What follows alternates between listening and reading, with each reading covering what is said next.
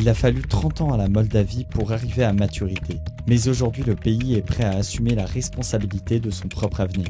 Nous voulons vivre dans la paix, la démocratie, la liberté, a déclaré Maia Sandu lors d'une conférence de presse à Chișinău, la capitale du pays. Bonjour à toi, bienvenue sur les Chroniques Balkaniques. 8 jours après le début de l'invasion de l'Ukraine par la Russie, la présidente moldave Maia Sandu a annoncé jeudi 3 mars 2022 avoir signé une demande formelle d'adhésion de la Moldavie à l'Union européenne.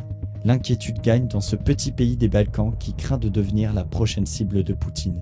Mais pourquoi la peur s'empare-t-elle de la population moldave? D'une surface de 33 843 km², la Moldavie, dont le territoire correspond à l'ancienne Bessarabie, est l'un des plus petits pays européens d'environ 4 millions d'habitants, enclavé entre la Roumanie et l'Ukraine. La Moldavie est bordée à l'ouest par le Dniestre inférieur et à l'ouest par le Prut. Le pays n'a pas d'ouverture directe sur la mer Noire. La majorité de la population est moldave roumanophone et presque exclusivement orthodoxe. La langue officielle est le roumain. Plusieurs minorités vivent en Moldavie. 2,5% de juifs, 3,5% de turcs orthodoxes, appelés les Gagaouzes, quelques Ukrainiens, mais la minorité la plus importante est d'origine russe, regroupée pour l'essentiel en Transnistrie. Ancienne république socialiste soviétique, la Moldavie a proclamé son indépendance le 27 août 1991. Mais dans la foulée, la Transnistrie fait sécession. La population est essentiellement russophone, demande son rattachement à la Russie.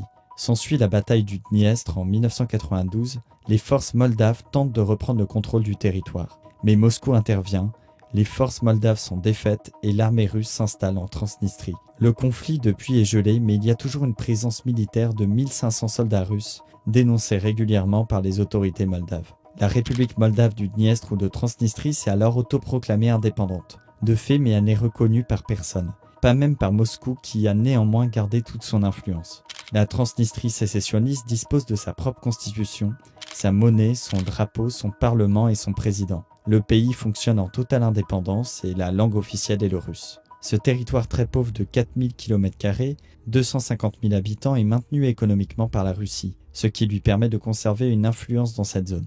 Le gaz russe y est commercialisé à des prix très avantageux. Cet état fantôme s'est fait connaître en 2021 par son club de football, le Sheriff Tiraspol, qui a disputé les poules de la Ligue des Champions. En conclusion, amputée d'une partie de son territoire avec des soldats russes aux frontières, la République de Moldavie craint donc pour son avenir. Les tensions sont d'autant plus importantes avec l'arrivée au pouvoir en 2020 de Maia Sandu, pro-européenne, ancienne économiste à la Banque mondiale aux États-Unis. Le Kremlin supporte en effet mal l'idée du rapprochement de la Moldavie à l'Union européenne. Sur son compte Facebook, Alexandru Tănase, ancien président de la Cour constitutionnelle moldave, s'est alarmé. Si l'Ukraine tombe, la Russie ne fera qu'une bouchée de la Moldavie. La liste d'un gouvernement fantoche existe déjà dans les bureaux du Kremlin. Bref, la menace est réelle pour ce petit pays dépendant à 100% du gaz russe et qui ne dispose pas des garanties de sécurité qu'offre l'appartenance à l'OTAN, à la différence de la Roumanie.